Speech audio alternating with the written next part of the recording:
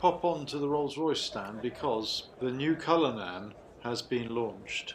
And though this was a launch from last year, I think this is a car that will sell in great numbers because it's quite aggressively priced from Rolls Royce.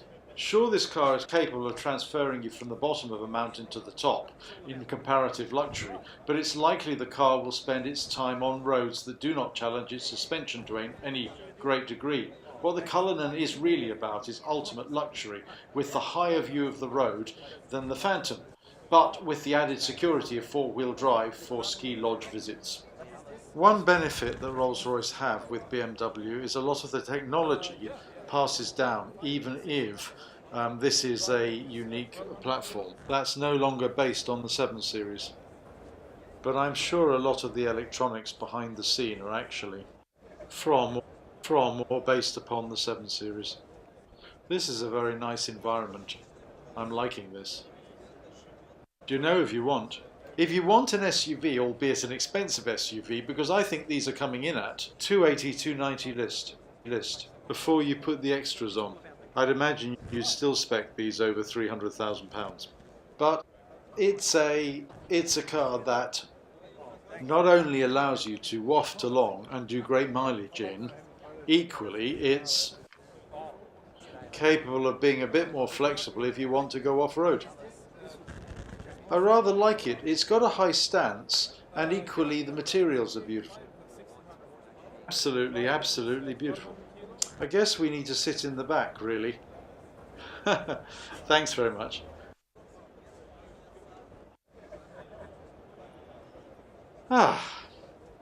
Well, actually, do you know something? It's not me that needs to sit in the back, it's Chris.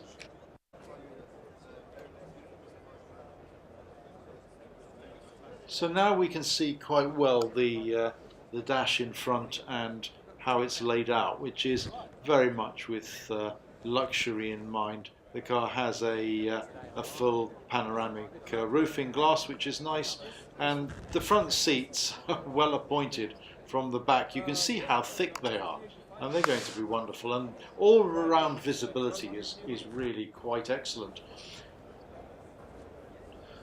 So we know that the Rolls is all about luxury and opulence, but what are the disadvantages? Well, I suppose there are two that come to mind. The weight, which I touch on later, but also I think the looks are a little challenging. Now, this is probably true of all SUVs, so is not unique to the Cullinan. I think it's always been a challenge for manufacturers to produce beautiful SUVs, and by and large they haven't. This car is Rolls-Royce's response to the growing SUV segment, which has been entered into by Lamborghinis and the like. It's a modular aluminium spaceframe reconfigured from the Phantom, as you can see, to accommodate a shorter wheelbase that you have in the Cullinan. Coming round to the back of the car, it's got the split tailgate, which I think is very important in this type of car. It's been put to use here with a couple of seats and champagne glasses beside it. But I really do think it's got a really decent sized boot, which is all important in a car like this. Whether or not you need these rear seats or not, I'm not completely sure. And it's quite a decent depth as well to be able to put one case on top of the other. The car's 5.3 meters long and at 1.8 meters tall. It's about 2,660 kgs unladen, which is heavy.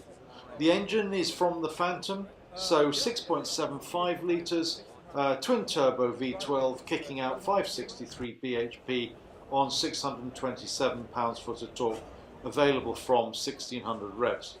This machine will get you to 62 in 5.2 seconds and on to a limited top speed of 155.